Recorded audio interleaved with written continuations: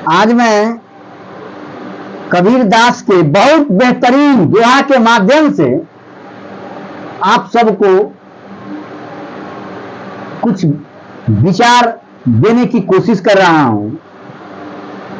चलिए, कबीर दास जी का क्या सोच था, उनके पास कितना दिव्य दृष्टि था, उसको समझने की कोशिश कीजिए।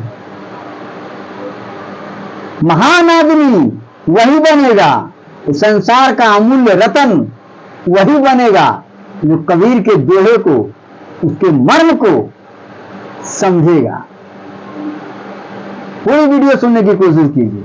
एक दोहा बता रहे हैं, कामी क्रोधी लालची, कामी क्रोधी लालची, इनसे भक्ति न होए।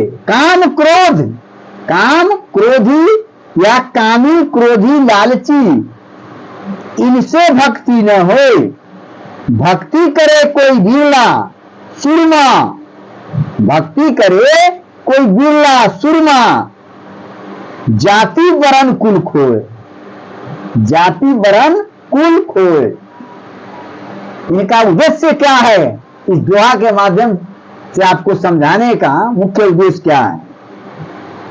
कबीर साहब जी के शब्दों में, उनके विचारों के माध्यम से मैं अपने ढंग से समझाने की कोशिश कर रहा हूं। कबीर दास जी कहते हैं कि जो व्यक्ति काम वासना, गुस्से और लालच में डूबा हुआ रहता है, संलिप्त रहता है, काम वासना में संलिप्त रहता है, हर वक्त उसको गुस्सा आता है और लालच भरी निगाह हमेशा टिकाए हुए रहता है, उसमें सराबोर रहता है, वह ईश्वर की महिमा को नहीं समझ सकता है, वो भक्ति को नहीं समझ सकता है। भक्ति का मतलब समर्पण, पूर्ण समर्पण।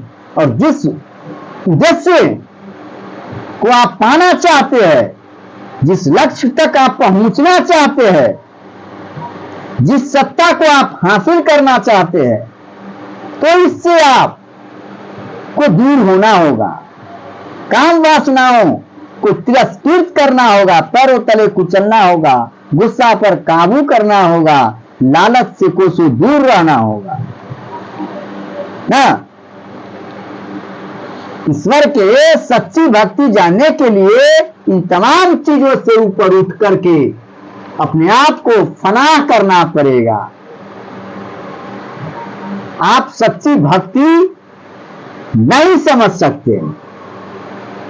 भक्ति का मार्ग केवल वही निडर सूरवीर अपना सकता है, जिसने अपने मन से, अपने मन क्रम और विचारों से जाति पाति, ऊंच नीच, भेदभाव, छल प्रपंच,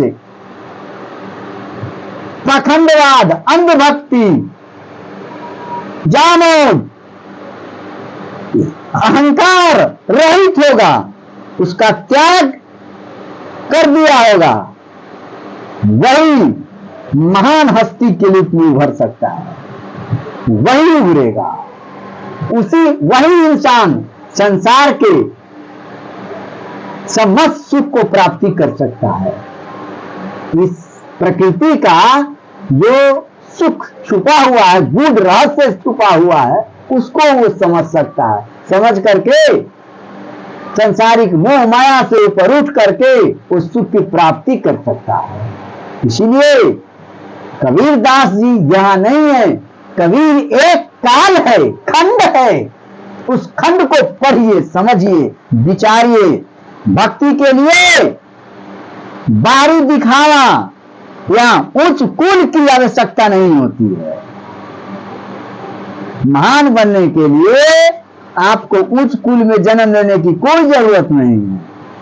बाहरी दिखावा टीप टाप की कोई जरूरत नहीं है, बल्कि मन की पवित्रता और अहंकार का नाश जरूरी है। चलिए मैं इसी के साथ अपने विचारों को विराम देता हूं। जय हिंद, जय भारत।